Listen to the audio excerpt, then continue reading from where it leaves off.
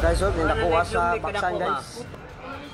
Isang malaking sawa ang tumambad ng buksan ng hood ng isang kotseng sinusuri sa isang smoke emission testing center sa Tagum City, Davao del Norte. Pumulupot ito sa bahagi ng makina kaya pahirap pang matanggal. Kalaunan, nailis din ang sawa. Naipagbigay alam na ito sa City Environment and Natural Resources Office o CENRO para ma-turn over. Ayon sa may-ari ng kotse, nakaparada raw ito malapit sa isang sapa sa Davao City at matagal nang hindi napapaandar. Di rin daw niya nasuri ang makina bago dalhin sa testing center. Hindi lang krimen ang smuggling ng mga agricultural product, banta rin sa kalusugan kung hindi masusuri bago ibenta. Gaya ng mga smuggled na sibuyas at frozen mackerel sa Port of Manila na ang mga sibuyas nagpositibo sa mga delikadong mikrobyo. May report si Oscar Oida. Pagbukas ng mga tauhan ng Bureau of Customs, Department of Agriculture at Department of Health sa mga shipping container na ito sa Port of Manila, tumambad ang iba't ibang pula at puting sibuyas at mga frozen mackerel. Nasa 34 million pesos ang halaga ng mga produkto, lahat smuggled. Dahil ang idineklarang laman ng mga container, manto, egg noodles at kimchi mula China. Iba ang consignee ng mga pulang sibuyas sa consignee ng mga puting sibuyas at frozen mackerel. Sadya raw mapanin lang ang diskarte para ipuslit ang mga ito. Dinideclare nila ito bilang mga items na under ng regulation ho ng FDA. Halimbawa, yung deklarasyon ng onions are egg noodles. Ganon din po dun sa sa mga mackerel, processed food din po, no. Maglalagay ng layer, no, thinking that yung aming risk management system will just tag them for normal examination at di masisilip yung nasa likod. Dahil di dumaan sa tamang pagsusuri na proseso sa pag-aangkat, delikado kung nakalusot ang mga ito para maibenta o kay isama sa mga pwedeng ipamigay ng gobyerno. They did not go through the regulation of food and drug. So yung FDA, yan ang trabaho para maging safe lahat ng pagkain binebenta sa ating mga tindahan. At batay sa pagsusuri sa mga nasabat na nilang produkto, unfortunately, yung mga na-testing namin ng onion lahat na nahuli, lahat bagsak for E. coli at salmonella. Sabi ngayon ng DA at DOH, positibo nga ang mga sibuyas na ito sa E. coli at salmonella, mga mikrobyo sa pagkain na nagdudulot ng pagdurumi, dehydration at posibleng kamatayan. Bukod sa mga nasabat sa Port of Manila, may mga naharang din sa ibang lugar. Meron kami pinapahold ng 59 containers na nasa Subic ngayon sa mga customs brokers na nagre-release ng mga ito. Hahabulin, kasama namin sila sa kaso ngayon, hindi lang yung consignee. Masusubok daw sa mga kasong ito ang Anti-Agricultural Economic Sabotage Act na nilagdaan ni Pangulong Bongbong Marcos noong Setyembre para sugpuin ang agricultural smuggling na ayon mismo sa Pangulo, ikinalugi ng bansa ng mahigit 3 bilyong piso noong 2023. Sa ilalim ng batas, may tuturing na economic sabotage ang pagpupuslit o pag-iimbak o hoarding ng agricultural commodities na lagpas sa 10 milyong piso ang halaga. Ang parusa rito, multang 5 beses na katumbas ng halaga ng smuggled o hoarded products at life imprisonment. Oscar Oida, nagbabalita para sa GMA Integrated News. Kinilala ng PNP ang kadakilaan ng Police Quezon City na nasawi ng rumesponde sa holdapan kahapon. Kasunod naman ng insidente, muli raw rerepasuhin ng PNP ang kanilang SOP sa pagresponde. May report si Nico Wahe. Sa kapilya ng Camp Karingal na himpilan ng mga Police Quezon City, may huling pagpupugay para sa kanilang kabaro. Si Patrolman Harwin Courtney Bagay, ang 28 anyos na pulis na namatay sa niresponde ang holdapan sa Barangay Commonwealth, Quezon City kahapon. Nilinlang siya ng mismong holdapper na nagpanggap na saksi. Habang itinuturo ang direksyong tinakbuhan umano ng tinutugis ng pulis, binaril siya pagharap niya sa suspect na kinilalang si Rolando Villarete, 33 anyos, dati nang nakulong sa mga kasong illegal possession of firearms, alarm and scandal at attempted homicide. Rumesbak naman ang kabady ni Bagay at tinamaan ng suspect na bumulagta sa kalsada. Base sa investigasyon, walang kasabwat si Villarete. Kasunod ng sinapit ni Bagay, sinabi ni PNP Chief General Nicolas Torre III na ire-review nila ang kanilang procedure sa pagresponde. May sa office naman na existing regarding the use of armored vests during police operations. So i-revisit lang natin yun, titingnan lang natin para at least mamitigate naman ang danger sa ating mga tauhan. Tubong pinukpok Kalinga si Baggay at nang mabalitaan ang insidente, agad lumuwas mula Kalinga ang kanyang pamilya. Ayon sa kanyang ama, huling umuwi nitong June 7 ang kanyang anak para sa kasal ng kanyang kapatid. Ito na rin pala ang huling pagkikita ng mag-ama. Dati raw siyang guro at 3 taon pa lang na pulis. 4 years na teacher na siya, pero noong nag-pandemic, yung ginagawa na lang kasi ng mga teacher noon, gumagawa ng modules na pag-isipan niyang maging pulis. Pero alam daw ng kanyang ama na wala itong pinagsisihan sa desisyon ng kanyang anak sa kabila ng nangyari. Siguro may plano si Lord, may plano si God. I love you very much, anak ko. I'm very proud of him. Kung hindi niya ginawa yon, baka marami pang ma-hold up ng mga tao kung hindi napatay yung suspects. Ang PNP ginawa rin ng posthumous citation at medalya ng kadakilaan si Baggay. Ang kanya namang kabady, ginawa rin ng medalya ng kagalingan. Tayo nalulungkot pero we celebrate his heroism. Parang yan ang inalay ang buhay para sa serbisyo, para sa iba. Bumisita rin sa burol si NCRPO Chief Brigadier General Anthony Aberin. Umaga bukas, ibabiyahe pa Kalinga ang labi ni Baggay. Nagbigay rin ng financial assistance ang PNP sa pamilya ni Baggay at ibibigay rin ang iba pang kailangan nilang tulong at suporta. Nico Wahe, nagbabalita para sa GMA Integrated News. Disgrasya ang idinulot ng pagkabuwal ng isang puno ng akasya sa Tuguegarao, Cagayan. Oh my God! Pupo! Isang SUV ang nabagsakan nito. Naipit ang isa sa 3 sakay ng SUV. Nasagip sila kalaunan at nasa mabuti ng kalagayan. Sa investigasyon ng BFP Tuguegarao, natumba ang puno dahil umano sa katandaan nito. Krimen dahil sa kambing? Ito raw ang ugat ng away na humantong sa pagpaslang sa isang lalaki sa Mualboal, Cebu.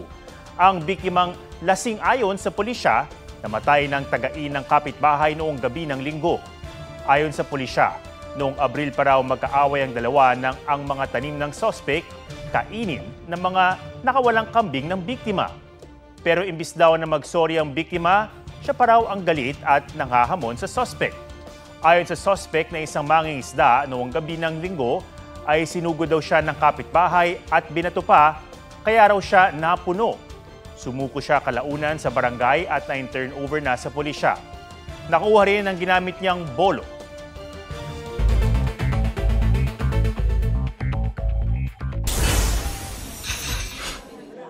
Dating Senador Francis Tolentino, binawalan ng China na tumuntong sa Chinese mainland, Hong Kong at Macau.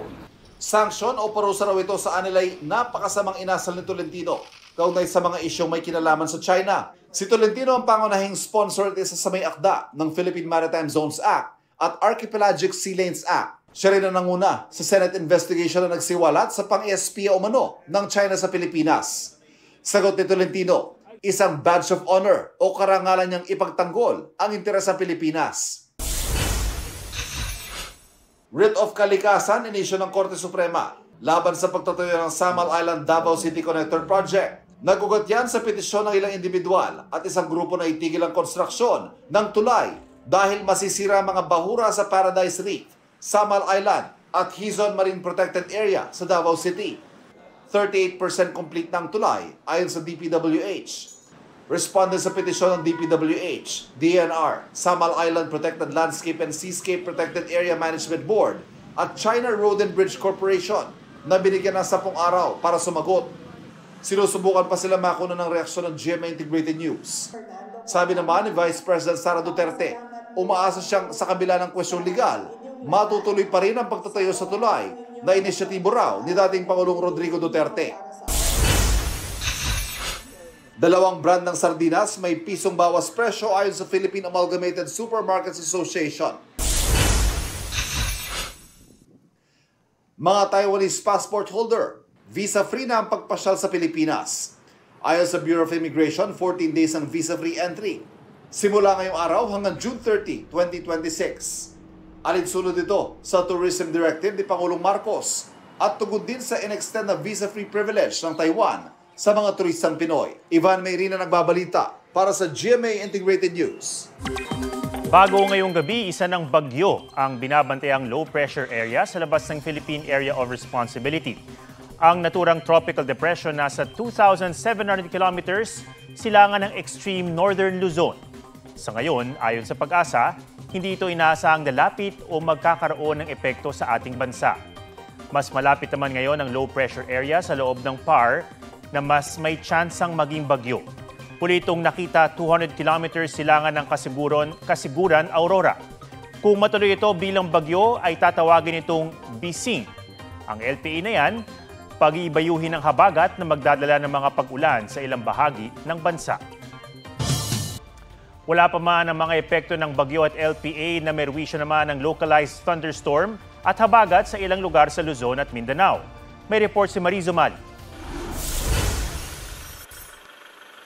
Nagkalat ang malalaking tipak ng bato sa kalsadang ito sa Palyas Valley sa Bintar, Ilocos Norte. Dumausdos ang mga yan mula sa bundok, resulta ng malakas na pag-ulan nitong mga nakaraang araw. Ulan din ang nagbunsod ng pagguho ng lupa sa bahaging ito ng Banawe, Ifugao. Dahil sa walang tigil na pag-ulan, itinaas na ng OCD Cordillera ang blue alert status sa rehiyon. Maingat sa ating mga biyahe, sa ating mga komunidad. Mag-preemptive evacuate po tayo kung kinakailangan. Problema pa rin ang landslide sa Don Marcelino, Davao Occidental. Gumuho ang lupa at bato sa gilid ng kalsada dahil sa ilang araw na pag-ulan. Nagsagawa muli ng clearing operation sa mga otoridad. Umapaw naman ang spillway sa San Antonio, Quezon. Sa Lipa City, Batangas, binaha ang ilang pangunahing kalsada kasunod ng malakas na ulan. Ayon sa Pag-asa, localized thunderstorm at habagat ang nagpapaulan sa ilang lugar sa Luzon at Mindanao. Mariz Umali nagbabalita para sa GMA Integrated News. Kung tagulan sa Pilipinas, ang ilang bansa naman sa Asia at Europa napapaso sa matinding tag-init. Nagdulot pa yan ng malawakang sunog at pamemeste ng isang uri ng insekto. Yan ang World News ni Mark Salazar. Hindi yan putik sa sahig kundi laksa ng mga insektong tinatawag na love bug. Namataan yan sa Incheon, South Korea na sa sobrang dami, epek ang pangwalis lang o kahit pagpala. Ayon sa mga eksperto, nabubuhay ang mga love bug sa mga lugar na mas mainit ang klima. Pero mas dumami sa Seoul nito mga nakaraang taon dahil sa pagtindi ng init bunsod ng climate change. Ramdam din ang pagtaas ng temperatura sa Japan. Ang mga residente todo paypay at payong. Meron ding tutok na tutok sa kanilang portable fans. Habang ang ilan tumatambay sa mga lugar na may water sprinkler. Ayon sa Japan Meteorological Agency, ang June 2025 ang pinakamainit na Hunyo sa kanilang datos mula pa noong 1898. At dahil summer na sa Northern Hemisphere, asahan pa raw na titindi ang init. Sumabay nga sa heatwave sa Europa ang pagbabaga ng mga kakahuyan. Inaapula mula pa nitong weekend ang wildfires sa ilang lugar sa western Turkey. Mahigit 50,000 residente sa 5 rehiyon doon ang inilikas. May sinagupa ring wildfire sa ekta-ektaryang lupain sa southwestern France, kung saan sumampa sa 40 degrees Celsius ang temperatura. Dahil sa heatwave, mahigit 1,000 paaralan sa France ang pansamantalang isinara. Habang ang tuktok ng Eiffel Tower, isinara muna sa mga turista. Ayon sa mga eksperto, tila napaaga ang summer heatwave ngayong taon sa Europa na karaniwang nararamdaman tuwing Hulyo o Agosto. Dahil sa tindi ng init, nag-issue na ng health alert sa France, Spain, Italy, Portugal at Germany. Ang ilang European, kanya-kanya na ang paraan para labanan ng init. Maging ang mga hayop sa Berlin Zoo sa Germany, pinaliguan na rin at binigyan ng ice treats. Mark Salazar, nagbabalita para sa GMA Integrated News. Kapuso primetime queen Marian Rivera, Encantadia star Solen Yusaf, at host influencer na si Tim Yap featured sa 30 icons ng isang fashion magazine for their 30th anniversary. Kapuso Primetime King Dingdong Dantes na reservist sa Philippine Navy na may ranggong major, nagsisilbing ambassador ng Panatag Pilipinas. Ang Risk Communication Advocacy Campaign ng Office of the Civil Defense at NDRRMC para sa mga sakuna at kalamidad. Bahagi ito ng paggunita ng National Disaster Resilience Month. Mag-ex na sina Barbie Forteza at Jack Roberto, spotted na nagkausap sa Beyond 75 Kapuso event. Hinangaan ng netizens ang pagkatagpo ng dalawa matapos silang mag-break nitong January after their 7-year relationship. Nagkita rin sa same event ang former child stars na sina Jillian Ward at Cyril Manabat. This is a symbol of my commitment and my love for you. Unang hirit host Anjo Pertiera at OPM band vocalist na si Eunice, engaged na. Happy birthday to me, guys! I'm engaged. Athena Imperial nagbabalita para sa GMA Integrated News. Huwag magpahuli sa mga balitang dapat niyong malaman. Mag-subscribe na sa GMA Integrated News sa YouTube.